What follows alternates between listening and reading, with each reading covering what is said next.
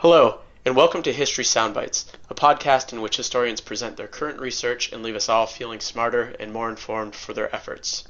In today's podcast, myself and Rob Denning will be interviewing Gillian Glaes about her upcoming book, African Political Activism in Post-Colonial France, State Surveillance and Social Welfare.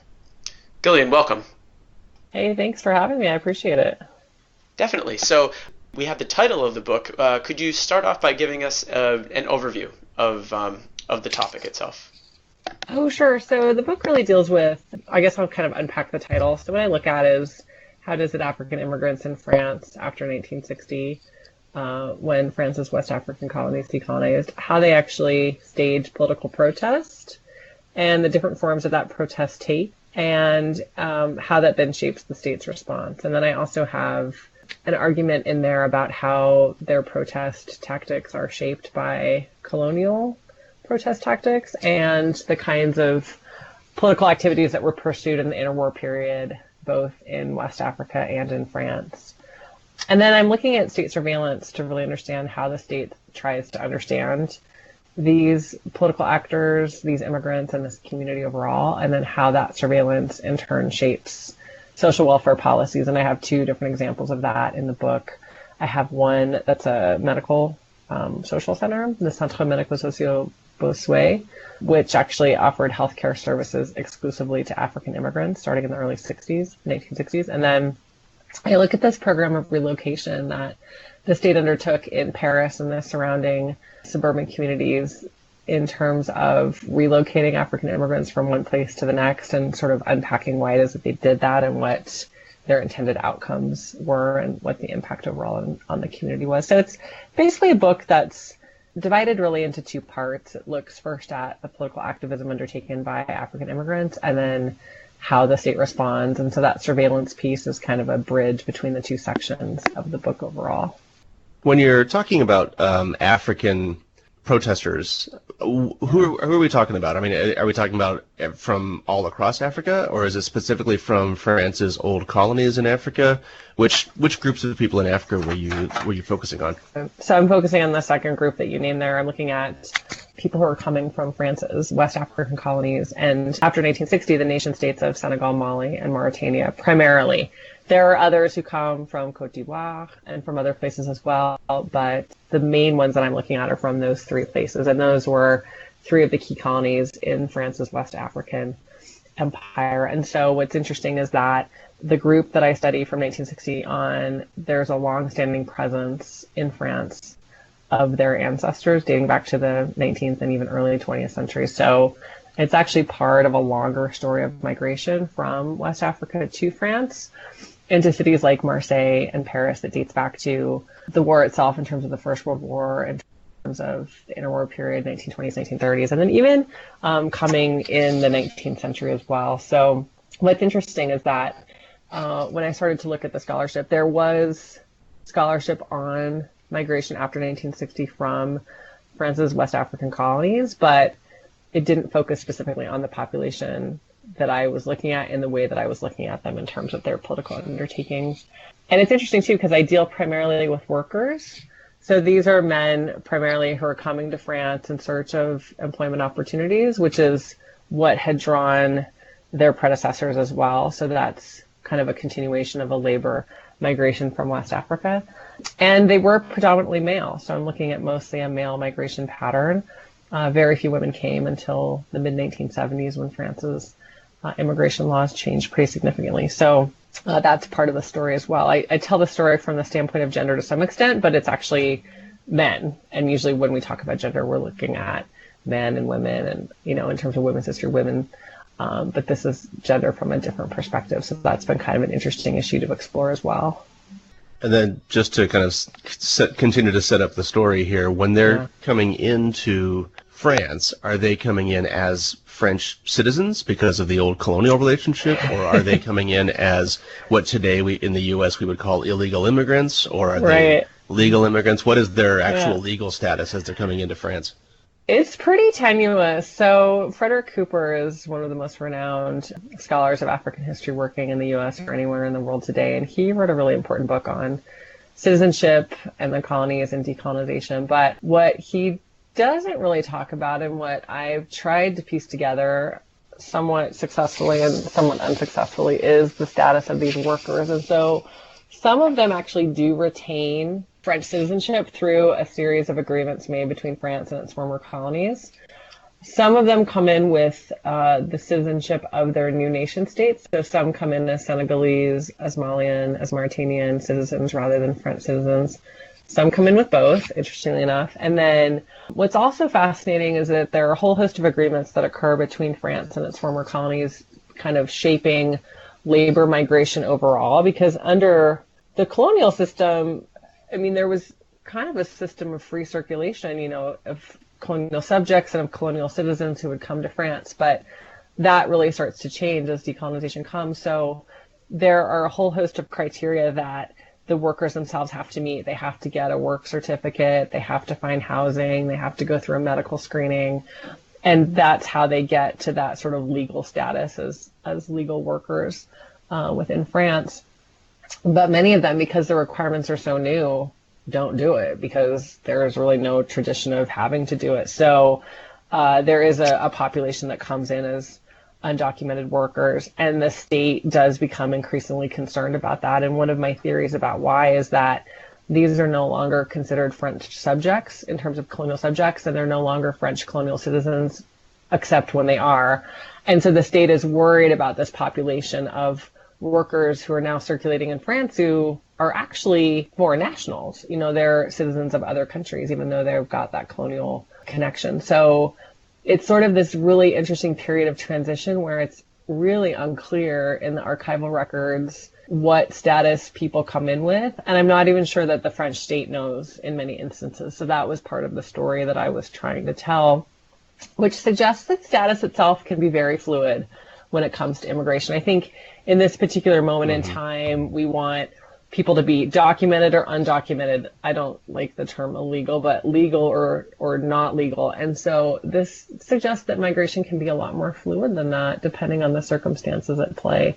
And until the 70s with the recession, you know, there was an incentive to bring in workers because the French economy was continually expanding and continually running short of workers. And so there were workers coming to France from all over Europe, and then also from North Africa and also from West Africa. So this was a part of a broader practice of bringing in foreign workers, both who had colonial connections and then who also had European connections. So that's also kind of an interesting part of the story. I'll just toss out there quickly that I don't like the term illegal immigrant either. That was just what came to mind as I was trying to struggle through that question. No, do not worry. So does that mean I'm now on the spot for supporting that term? No. Yeah, go. Yeah, no, I've refused to do that. So, but that's totally fine. But you bring up a really good point about immigration and, you know, the experiences of these people socially, especially. So, did you find any information about the social structures and community structures that these workers set up? Also, maybe more formal structures, it being France unionization, and how, if there was even unionization in some of these jobs. And that could actually, if you see connections there, segue into how the government responded to these types of communities and utilized those either for surveillance or if they were even aware of these support structures at all. Right, those are great questions, and that really forms sort of some of the key overarching themes of the book. So they do bring social structures with them in terms of what the French would call communitarian living. So most immigrants, when they come to a new place, want to regroup with people from where they're from because it makes life a lot easier. You know, they can find people who speak their language. They can get connected to job opportunities. You know, they might be able to tap into religious communities. And so that's kind of part of the broader story of migration overall. And so that's why we have in a city like New York, or like you live in San Francisco, you've got Chinatown, you've got Little Italy, you've got, you know, Germantown, you've got the Irish section of Boston, for example. So African immigrants are no exception to that story. And so they do the same thing that immigrants generally do. They find groups that they can tap into. So a lot of times they'll come and they'll go live with their brother or their cousin or their uncle. And, you know, the community sort of continually grows like that. And so they bring with them what the French, like I said, call communitarian approaches to living. So they live in groups. They like to eat in groups. They are Muslim, even though they're not overtly Muslim. They're sort of quiet about their Islamic practices, but they're Muslim, they're Black, and so the French state looks at this and says, oh, we seem to see regrouping of Black Muslims in Paris and throughout the banlieue or the suburbs, and that's problematic from the French perspective for a lot of different reasons. It's seen as a barrier to integration, for example. So just the way that they're living in France and in cities like Paris is flagged by the French state for surveillance to try to figure out what are they doing, why are they there, are they a threat, are they a danger, are they eroding the social order, are they breaking down French norms and customs and things like that. And what's interesting too is that they do undertake unionization in that they replicate structures that look like unions. The term that's used in French is even union, that actually give them a political voice, even as immigrants in the 1960s and early 1970s weren't legally allowed to organize. You could only form a legal organization declared to the state if you had French citizenship. So a lot of times they create these unions with people who had French citizenship, even though they're immigrants from West Africa. So they create these unions that had been formed in France by African immigrants in the interwar period and had been formed in West Africa that were used to protest all kinds of colonial policies.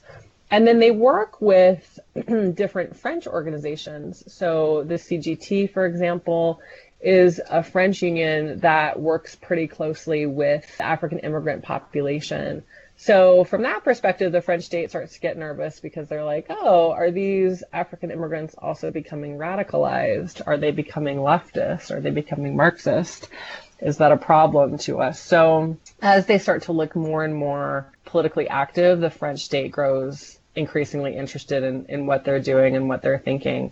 And then those social organizations that they form, the unions and others, also do provide a basis of support for their existence in France. So one of the key groups I study is the UGTSF, Union Générale des Travailleurs Sénégalais en France, or the General Union of Senegalese Workers in France. And they actually create a dormitory for West African workers. A lot of these organizations are starting to offer literacy classes. They are doing things that look a lot like what the French state wants them to do from the integration standpoint, except they're doing it themselves. So they sort of take what the French have to offer and kind of best it a little bit, or they actually offer services that the French state isn't offering for whatever sort of reason. And this becomes interesting to the state as well, because it starts to say, hey, so these immigrants are creating their own housing structures. What does that mean in terms of us losing control of that, for example? So it's a really interesting situation in terms of how these immigrants are organizing, what they're doing within that organization, and then how the state's responding and who they're working with, because they are working with all kinds of different groups, particularly on the left side of the political spectrum. And that looks pretty suspicious to the state as well. So it's a really fascinating story in a lot of different ways. I don't want to jump too far ahead, but you're talking about how the French state is starting to wonder if there's something to be worried about with these organizations that are forming among African immigrants. Now, is this just a matter of them just being paranoid, or based on what you've seen, are these immigrants actually doing things that warrant that attention from the state? Or, I guess it's probably a complicated story, but, what is that complicated story? That is a complicated story. The paranoia that is reflected, I think, is not warranted from the standpoint of, that these are not immigrants who are agitating to take down the Fifth Republic. They're not trying to overthrow the government. They're not plotting against any certain political leaders. They do have very close ties to the embassies in Paris. They do have very close ties to key leaders in West Africa, including Sally Ndongo, who was one of the sort of key political activists at the time. He was very close at times with different Senegalese leaders and the embassy. So this looks concerning from the state's perspective. But I think that two of the things that explain this paranoia is, number one, the colonial context. And so here's where we see the overlap with colonial mentalities and how they influence post-colonial decision-making from the state perspective, in that, the French had a long-standing history in AOF or French West Africa of being suspicious of not only West Africans, but anyone who was circulating through the colonies. And a friend of mine, Kathleen Keller, just published a book called Colonial Suspects, in which she investigates all the different ways that the French state, through the AOF, monitored these different populations and why they did that in the interwar period. So the history of the paranoia is there, and it then continues into the post-war era. And that then intersects with the Cold War. So, we're at sort of the height of the Cold War at this point, and, there's a very strong leftist presence in France. France had the first Communist Party established outside of the Soviet Union starting in 1920, had a coalition government of leftist parties in the late 1930s in the Popular Front. And so the tradition of leftist politics is there. And so when African immigrants seem to be going over to that side and seem to be becoming more active in that area politically, it makes the state very nervous, because all of a sudden you have this population of basically Black political activists who are pointing out things like, oh, the housing situation here is really terrible, and we are living in abject poverty, and we experience racism on a daily basis, and this is not the Shangri-La that we were promised when we decided to migrate from West Africa. So authorities start to look around and they say, oh, so we have an anti-apartheid movement going on in South Africa. We have a civil rights movement that's in full swing in the United States. Could something like that happen here? So the third prong of that then is that the paranoia is also shaped by sort of the global emphasis on civil rights and human rights that we see throughout the 1960s and into the 1970s. And officials openly worry that somehow a U.S. civil rights style movement could come to the French situation, or that, that activists will start to agitate for some kind of civil rights movement on par with what's going on in the U.S. So all of those different factors converge to kind of explain why it is that the French are looking at this population and growing increasingly concerned. And the other thing that's happening, that's specific to France is that, in the early 1960s, the Algerian War itself is in full swing. And so the relationship between Algerians and the French government, meaning Algerians in France, grows really tense. And so at that point, I think the French government is looking at a lot of different immigrant populations and sort of wondering what they're up to and why. And so the paranoia they have toward Algerians, I think, starts to really shape how they're thinking about other immigrant groups as well, including those from West Africa. Even as they see them as less political, less threatening, that really starts to change over the course of the 1960s, which I think is also an interesting part of the story. One of the topics that I've been interested a lot throughout my history career is on Vietnam.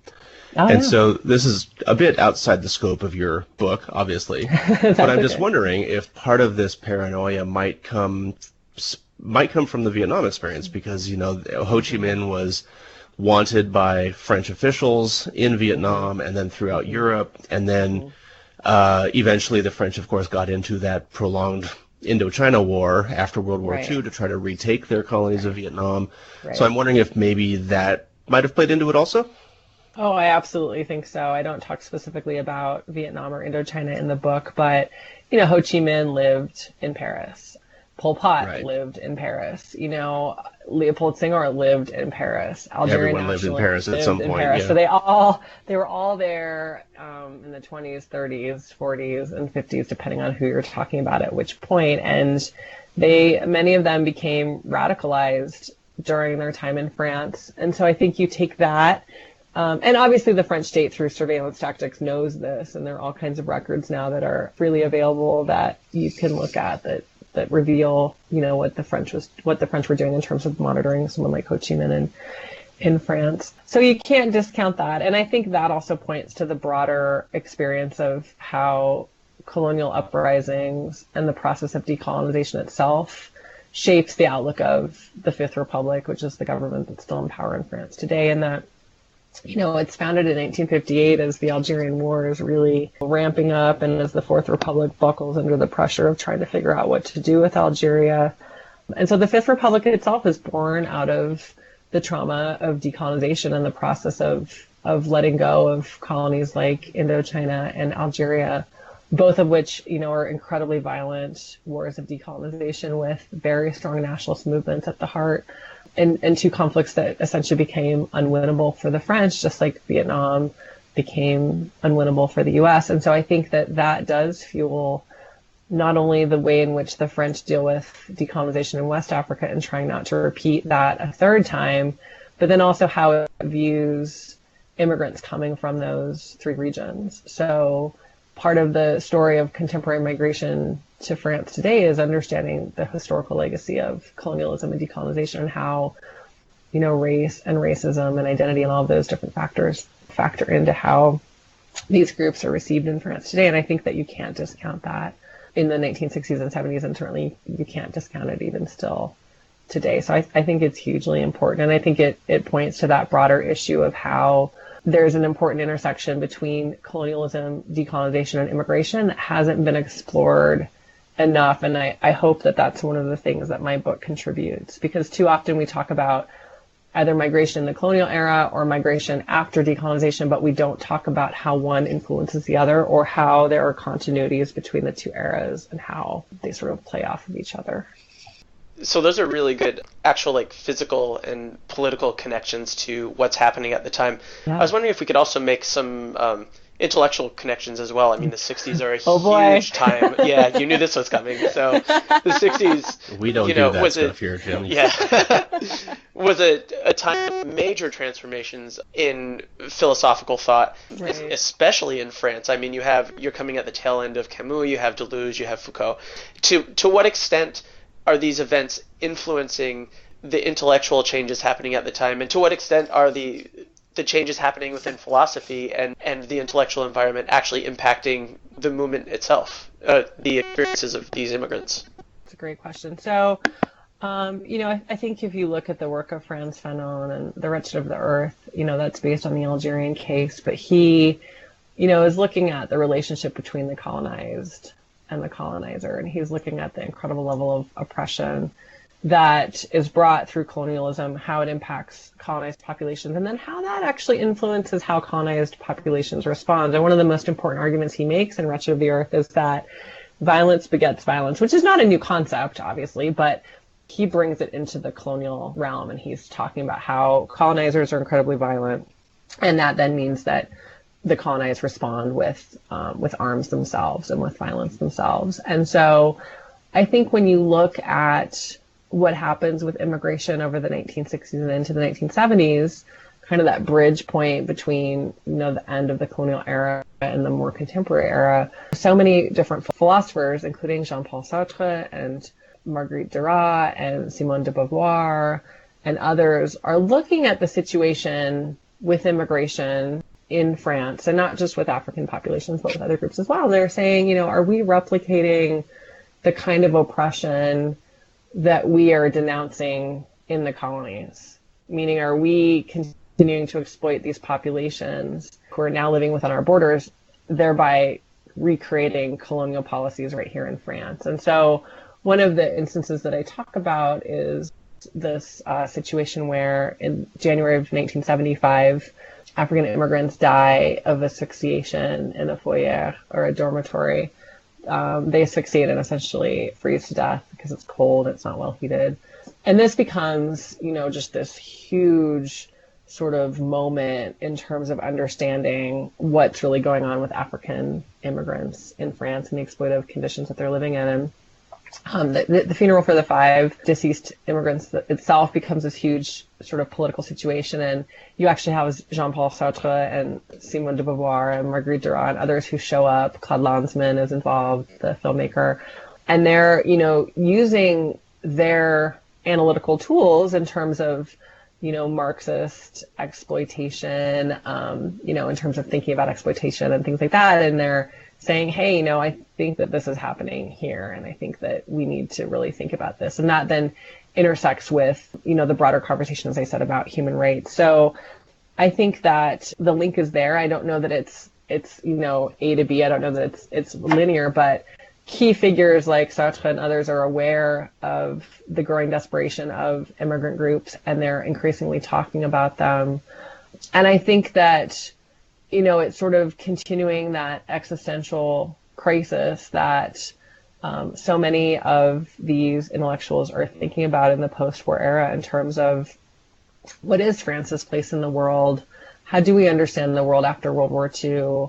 what is the meaning of life after the Holocaust? How can we understand crimes against humanity committed in the name of France in the colonies, associated with what was, referred to as the civilizing mission. So how is that working? And then you also have the important issue of race, which has always been fraught with tension in terms of any place you go in discussing it. But in France, there's sort of an interesting situation because, the way that French identity works, it's supposed to be colorblind, coming out of the French Revolution. Anyone who wanted to was supposed to be able to become French, but we know that the realities of that are very complicated. And so increasingly there's, a critique by the 1980s, 1990s, and 2000s of saying, hey, I think that we need to rethink the idea of French identity itself, especially in light of the history of immigration that we've got that's not really been acknowledged. And so by the 1990s and 2000s, you've got historians like Gerard Nouriel and others who are saying, hey, we've got this important history of immigration in France, and we haven't actually talked about it or brought it into the historiography. And this includes many groups from around the world, not just European groups. And so intellectually, I think that there's also kind of a reckoning with what it means to be a country of immigration when you have no actual means to talk about being a country of immigration. And the French have struggled, just like many other countries have, to talk about race at all. And so I think that what happens, with those key intellectual figures is part of that broader process of figuring out how to talk about race and how to do so in a productive way. And certainly that conversation has not ended. It's ongoing. In fact, I'm reviewing a book right now that's talking about things like white privilege in France and whiteness. And that would be something that would not have been talked about 25 years ago. So I think that is still something that's, being explored and being investigated, and it's being done from a variety of perspectives, including intellectually. Thank you. Yeah, Fanon is a great example of a lot of the ideas coming out of the colonial experience. So just building on that, I was wondering if you came across any key political or intellectual figures actually coming out of these immigrant communities that go on to affect change within French society or within French intellectual circles. Yeah. I didn't find anyone who's sort of, going to be ending up in the Pantheon, although the Pantheon itself is kind of an example of dead white French people. Well, that's why I'm hoping that we could maybe insert some non-white French names into this right. Into the tradition. Exactly. But the key figure that I focus on in the book, and who I'd really like to write a biography of, it could be a next project, I'm not really sure. I definitely need a break after this. I don't think I should make any decisions about my next adventures in scholarship until I have a 6-month break from all of this. But I would like to possibly, not committing to anything, maybe write a biography of this man named Sally Ndongo. Ndongo's life sort of fits the mold of a pretty typical immigrant from West Africa. He comes in the late 1950s. He works as a chauffeur. He finds himself in a pretty exploitive situation with a family that he's working with, and then he moves to Paris, and he actually becomes pretty well connected to the embassy. And he helps to found an organization that eventually becomes the UGTSF, which I mentioned earlier. And he becomes one of the most powerful figures within the West African immigrant community, and really within any immigrant community. And he really becomes quite a public figure. He does radio interviews, he does television interviews, he leads rallies, he stages panels and conferences, and he ends up traveling to places like Switzerland, and he's going back and forth to West Africa, and he's connected with all of these different groups. And by the 1970s, he grows sort of much more overtly political. And he writes several books, and he talks about neocolonialism, and he talks about France's continued neocolonial presence in places like West Africa, using West Africa as a specific case study. And so I think he's someone who really makes a profound intellectual contribution to the discourse about neocolonialism itself and France's ongoing relationship with its colonies and how those can be rather exploitive. And he also isn't shy about talking about the fact that West Africans in France find themselves rather exploited, and he is picking up on that Marxist interpretation of colonialism itself, and he's picking up on someone like Sartre's discussion of neocolonialism and that of others as well. I don't know the extent that he really uses someone like Fanon directly, but he would have been, or Camus, but he would have been familiar with them. So he's someone I think who really makes not only a contribution in terms of political activism, but he makes a contribution in terms of intellectual production. His books were published by Francois Maspero, which is one of the biggest publishing houses in France still today. And so they were, very well circulated. And he also represents a continuation of that intellectual contribution that the Black African community is making in France and in West Africa, dating back to, the interwar period and even earlier, when you have someone like Leopold Senghor, and you've got the Negritude movement, and you've got Pan-African nationalism, not just obviously in France, but all throughout the West African world, in Britain, in the US, on the European continent. And so I kind of think of him as kind of a post-colonial Pan-Africanist, even though some of my colleagues have not really they've not really warmed up to that term. I've tried to convince them that I think that's the right way to frame it, but some people aren't such a fan because they think of Pan-Africanism as sort of ending with decolonization in a way. But I really see him as someone who carries that intellectual tradition from the interwar period in terms of Pan-Africanism and negritude into post-colonial era. And he really is incredibly productive as an activist, yes, but then also as an intellectual. And I think that's one of the most fascinating aspects of his story. I told his story within the context of a chapter on his organization. And so one of the things I didn't get to do as much was delve into his actual writings. I've got a couple of articles that talk more about what he wrote, but I think that's really an opportunity that I'd like to pursue in the future, because I think that there's a lot more that I can say about his discussion of issues like neocolonialism. And there's just such incredible sources that are published that I'd really like to further develop. But like I said, I don't want to commit to anything because I'm exhausted. Well, I think it's too late. You've planted your flag today, and we can all look forward to that biography coming out in a couple of years. Oh, good, yeah. I expect the book proposal on my desk by Monday. Or 15. Just kidding. So does that kind of answer your question in terms of thinking about the intellectual contributions of the community itself? Is that sort of what you were looking for? It does, yeah. Okay. And actually, it's pronounced Ndongo, correct? Is that correct? Right. Yeah. Yep. He was specifically one of the figures that I was thinking about because he pops up quite a bit in your writing. So I wanted to see if he kind of takes the center stage and becomes a voice of the community, or if there are others that join him as well. Yeah, there are definitely others. Not that I focused on to the same extent. And he's probably the most prominent in terms of the publication piece. And what's interesting about the community that I study is that it's mostly workers. There are other important aspects of the broader immigrant community in terms of students and in terms of people from the Caribbean who come. So my colleague Felix Germain, his book actually talks a lot about the Antillean community in France, or the community from Guadeloupe and Martinique. And obviously there's a very strong intellectual tradition coming from those two islands connected to France and the Pan-African movement and the Negritude movement. And so I didn't do a ton with Antillean immigrants. I just was like, I've got to narrow it down a bit. But, Germain's work really does focus a little bit more on that. And he's done a lot of really good work looking at that. Well, and how connected were the students and the 1960s student movement to the immigrant movements? And we know that how connected they are to the workers' movements, but how involved do they get in terms of the immigrant movement as well? So that's really an interesting question. The apex of the relationship, I think, between the two in terms of students really taking on, students in general, I'll talk about students in general, and I'll talk about African students. Students in general, the apex of that really comes in 1968 with the May events, where, French students and others throughout the country really rebel, and throughout Europe too. I mean, that's when Prague Spring happens and other things.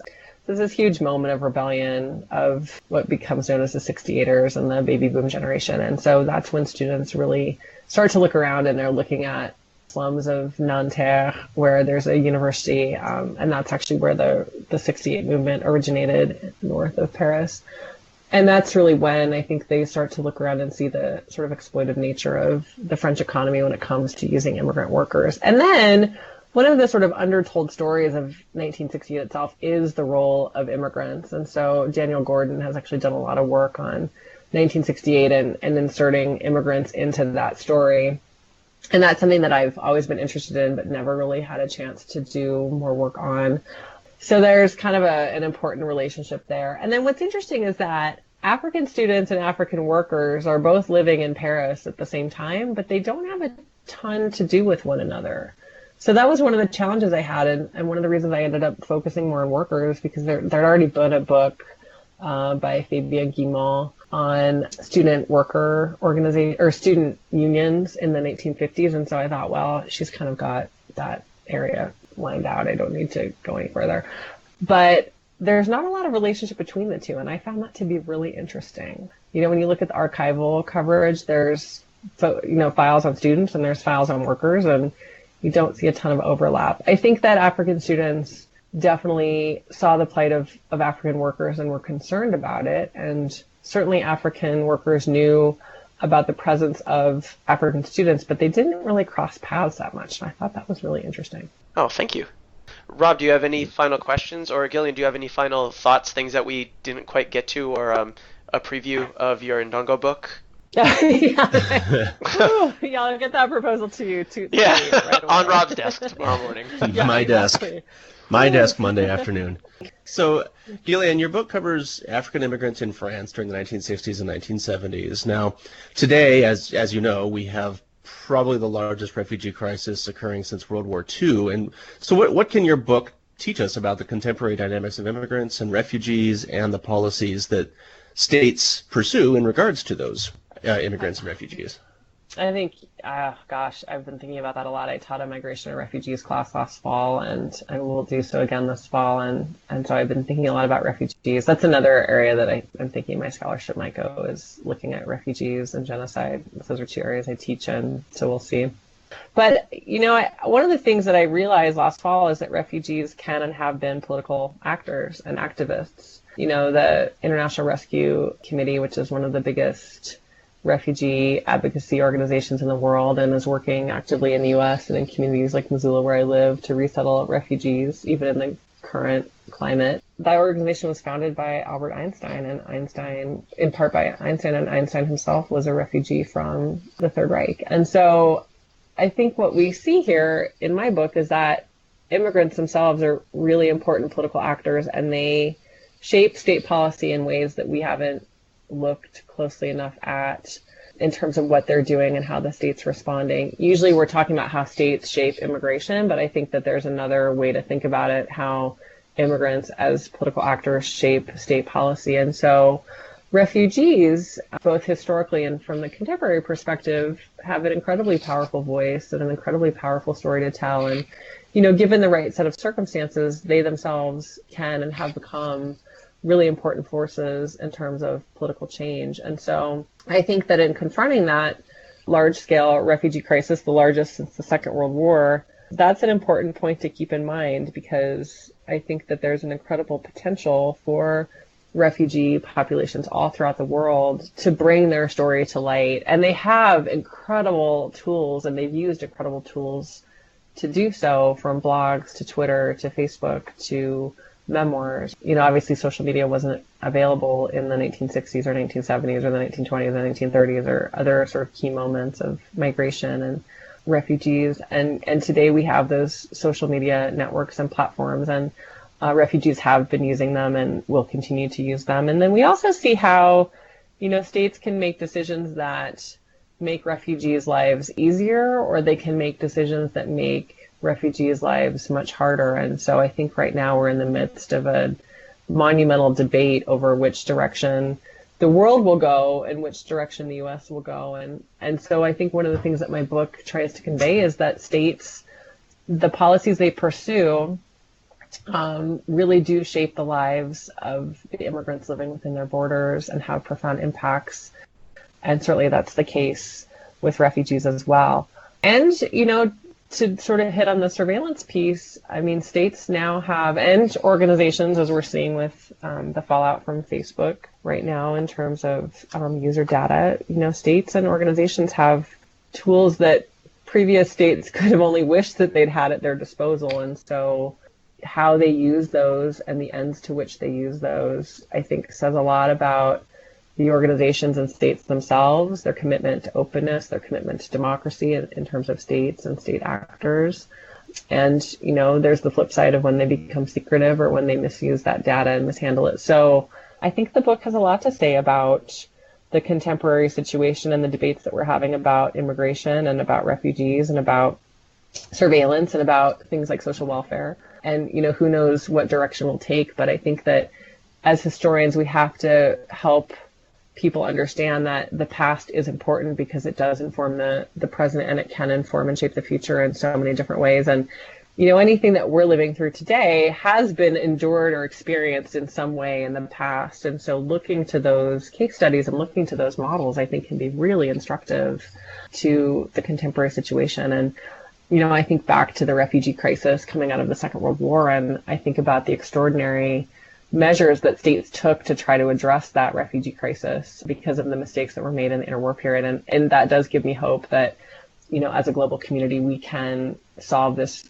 most current refugee crisis if we take the right steps to doing so and if we are committed to it. And I think that it also suggests that immigrants and refugees have incredible tools at their disposal and have incredible agency in some ways to help shape that present and that future. And so that's, I think, what I hope that the book suggests, at least on some level.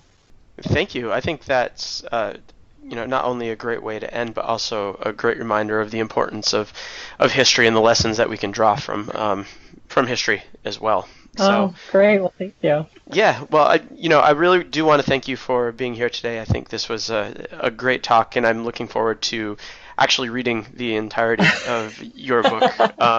Thank you. Having read and reread the chapters that you sent along in the introduction, I was very excited about this conversation. So I'm glad we had a chance to talk about it in more depth. Well, I was too, and I really appreciated the format. So thank you to both of you. I had a lot of fun with this, and I hope that we can do something again together in the future. Me too.